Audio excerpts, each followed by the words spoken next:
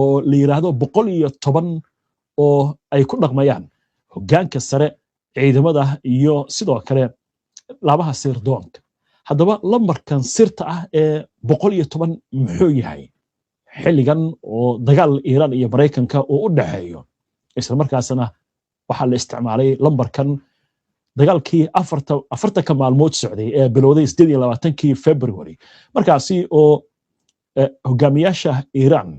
qaar badan oo kamid ah ugu sareeyay hogaamiyihii sare lagu dilay weerar Mareykanka iyo Israa'iil wadajir ay uga fuliyeen magaalada Tehran ee caasimadda ah iyadoo imika xaaladdu cirka ay ku sheeran tahay tani ma waxay muujinaysaa in Iran dhinacyo kala duwan oo amarada la kala qaato ay leedahay oo uusan jirin hoggaan rasmi ah oo markaas haddii waxyeello ay gaarto ama la dilo waddanka oo kala daadanayo xog sirdoon oo arrintaas la xiriirta ayaynu barnaamijkan ku eegi doonaa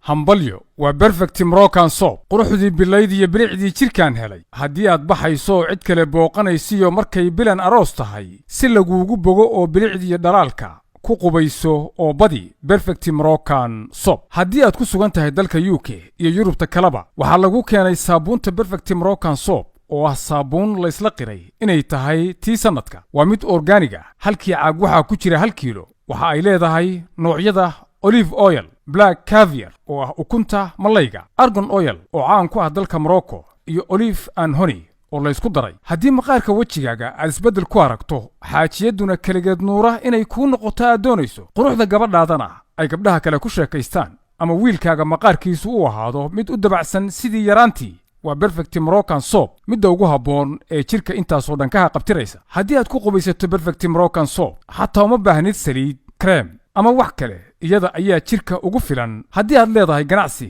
iyo online business intaba waa lagugu keenayaa halka aad ku sugan tahay qiimo macquul ah kala xiriir asli general trading iyo telefoonka shaashada saaran maxamed cabdi arrimahan is u koorgalay ayaa barnaamijka ila falaqeynaya maxamed muxuu yahay lambarkan 110 la yiraahdo ee sirta ah arrin aan hore u dhicin oo dhif ah ayaa daboolka laga qaaday oo ah sida loo xalliyo mashaakilaadka marka ay timaado dadka go'aan qaadashada u qaabilsan waddanka Iran wasiirka arrimaha dibadda ee waddanka Iran Abbas Araghchi ayaa daboolka qaaday in hoggaanka sare ee waddanka Iran ay isticmaalaan number sir ah intii lagu wada jiray maareynta kulamada dagaalka waxaana la tilmaamay mid ka mid ah waxyaabaha xasaasiga ee khiyaaraadka ugu khatarta badan hadday dhacaan wax la yeelayo hadday suuragal noqoto in la khaarijiyo hogaamiyaha ruuxiga ah oo ah arrinta ugu muhiimsanayd kulamada la isweydaarsanayay numberkan ayaa soo baxaya mar la wareysanayay agaasimaha David Mogen oo wax ka qorayay buug la yiraahdo dagaalka cusub oo uu ku faahfaahinayay faahfaahinta la xiriirta sida Iran ay ula tacaamushay khatartii jiritaankeeda harista ku ahaa ee ku geedamnaa dagaalkii 40 maalmood ahaa Araghchi oo sharaxaya ayaa si toosa uga hadlay inay suuragal ahayd in hogaamiyaha ruuxiga marka la dilo ama la bartilmaameedsado inay noqonayso xaalad adag oo dhib badan si looga baaqsado jahawareer u dhaco in la soo bandhigo kulan degdeg ah oo hay'adda dagaalka ay qabanayso oo wax looga qabanayo xaaladan xasaasiga ah gaar ahaan markii la qaatay numberkan 210 ama la ansixiyay waa gartay lambarka 110ka marka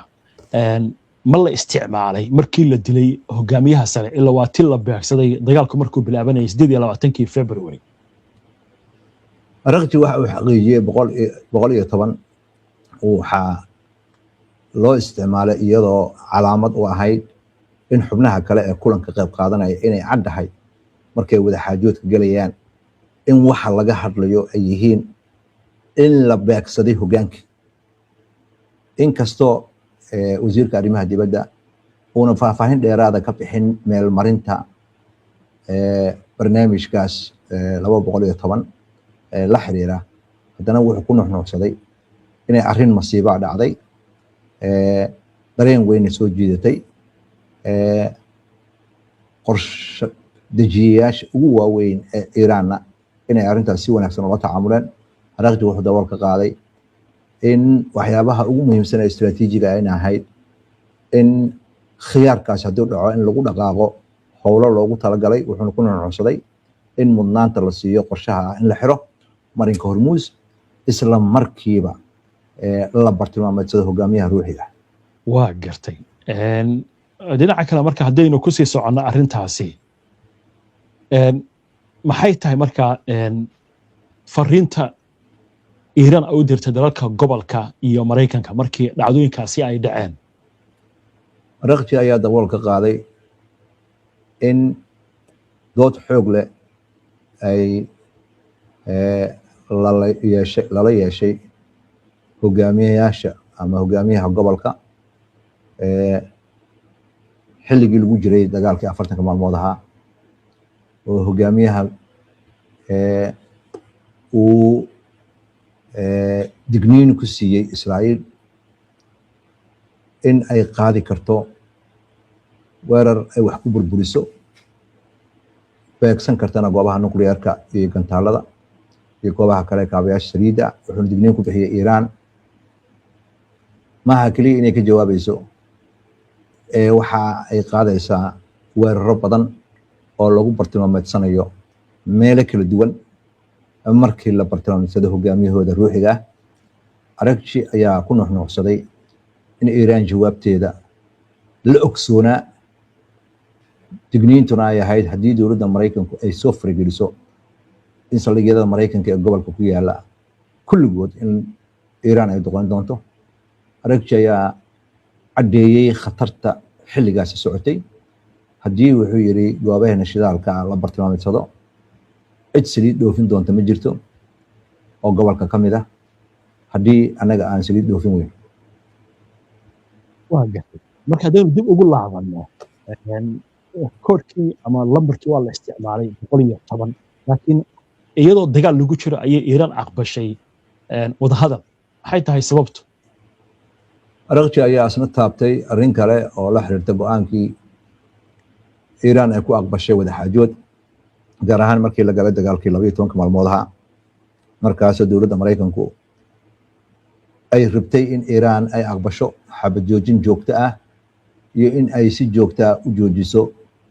tayagelinta uraniumka haddii kalena ay qaadato khiyaar talaabo military oo Mareykanku qaadayo Araghchi ayaa waxa uu sharaxay in wadaxaajood noocaas la galo ma aha kaliya in dib u gurasho ay tahay waxa ay noqonaysaa go'aan istiraatiiji ah oo lagu hor istaagayo mustaqbalka in dowladda Mareykanku ay cudurdaar la imaan doonto sida daradeed Iiraan ma lagu eedeyn karo caalamku ma eedeyn karo iyo wadanka gudihiisa inay ayada dagaalka dilaacay ay lug ku lahayd haddii xataa diido inay wadaxaajood gasho wuxuu intaas ku daray Iiraan waxay aaminsanayd inay muhiim tahay in ay ka faa'iideysato fursadda wadaxaajoodka xataa haddii guusha laga gaari karo wadaxaajoodka ay ka hooseyso 10% si looga baaqsado dagaal khasaaro badan keena Iiraanna qorshaheeda hore ayuu ugu yaalay waa gartay hadda dagaal baa socday 10 maalmood la soo dhaafay xaaladuna way adag tahay muxuu awoodda Iiraan ka sheegay Abbas Araghchi iyo dagaalkan lagu hayo marka laga gudbo in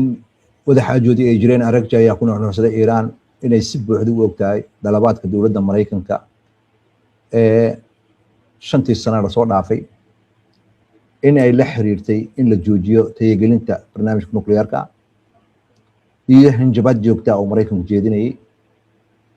ayadoo xataa aan marmarsiyo kale aysan jirin ama wax kale ay jirin Iiraan waxay aad u aaminsaneyd in hadafka dhabta ah ee Mareykanku uu leeyahay ay tahay midka ra'iisul wasaaraha Israa'iil Benjamin Netanyahu uu soo jeeday oo ah in xukuumadda Iiraan la rido lagana faa'iideysto dagaal la isku riiqdo iyo kacdoon in waddanka Iiraan gudihiisa laga sameeyo si kastoo ay tahay wasiirka arrimaha dibadda waddanka Iiraan ayaa ku nuuxnuuxsaday in waddankiisa uu dagaal diyaar u ahaa hoostana wuxuu ka xariiqay Iiraan waxay diiday inay wax tanaasul ka sameyso barnaamijka nukliyeerka ah waxayna noqotay arrin uu rabay cadowga inuu nagu maalo arrintaasna hore aan ugu ogsoonin ayuu yiri Aragji wuxuuna kusoo gabagabeeyey inuu xaqiijiyay Iiraan inay leedahay awood aad u xoog badan oo cabsi gelin karta cadowga wuxuuna hoosta ka xariiqay qorshayaasha oo dhan hore ayaa loo dhigay loo diyaariyey Iiraan jawaabteeda inay noqonayso haddii uu dagaal bilowdo 2 saac gudahooda in ay ku jawaabayso taasna waxay caddeyn cad u tahay sida buuxda ay Iiraan diyaar uga ahayd khiyaar kasta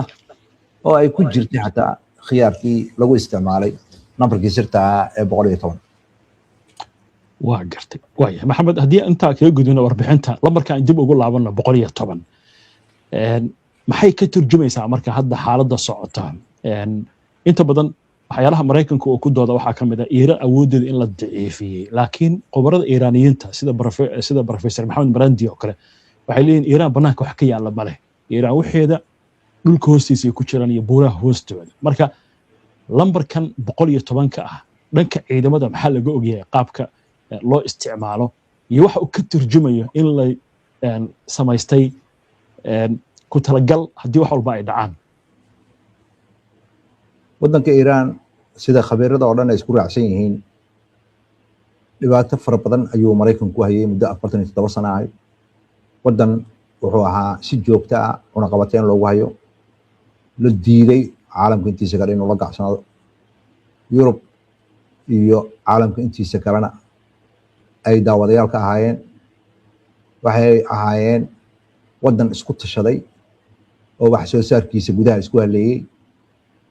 wax walba oo Iiraan laga isticmaalo waddan gudihiisa ayaa laga soo saaraa iyadoo ay saa jirto ayaa Mareykanka dagaaladii uu ka waday gobolka Iraq ha noqoto Afghanistan ha noqoto Libya ha noqoto duruus furan ayay Iiraan u ahayd wax ka baranaysay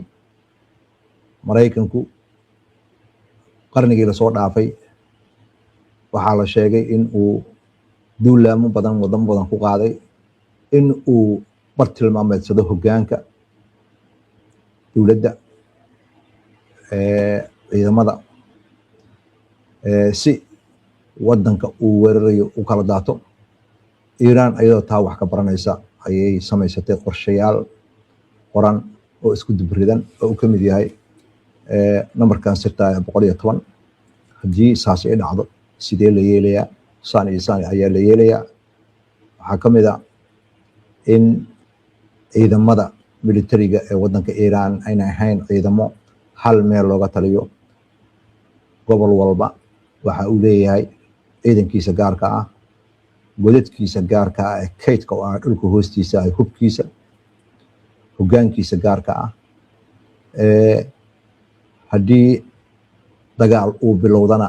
qolo walba cid ay amar ka sugaysa lama arko ayada amarkeeda isu qabta waxaana muuqata 110 inuu ahaa erey isafgarad ah oo looga hadlayay haddii hogaamiyaha uu dhinto cid walba ilaa iyo intii hay-adda awoodda u leh ay dagaalka jooji ku leedahay inaad dagaalka wadid waxaana muuqata in Mareykanka iyo Israa'iil qorshayaashii ay samaysteen oo dhan ay ahayd in Iiraan ay afka ciida goosato dadku ay kacaan ay shaqeyn weyday bedelkeeda inuu shaqeeyay Iiraan inay isku duubanto ciidankeeda in saacada gudihiis ay istifaacaan isla markaasna ayadoo dagaal socdo in hogaamiyaha xiga oo wiilkii Khamenei ah la doorto oo din weyn ayay ku noqotay Mareykanka iyo niyad-jab waa tahay maxamed aad baad u mahadsan tahay daawadayaashuna way mahadsan yihiin inta ayaan kusoo gabagabaynaynaa barnaamijka daawada si aad ula socoto wararkan iyo barnaamijyada iyo macluumaadka aynu soo gudbino haddii aad ka cusub tahay baraheena bulshada ama horay aadan uga xirnayn hadda ku soo biir inoo barnaamij ka xiga insha allah inta ka horeysa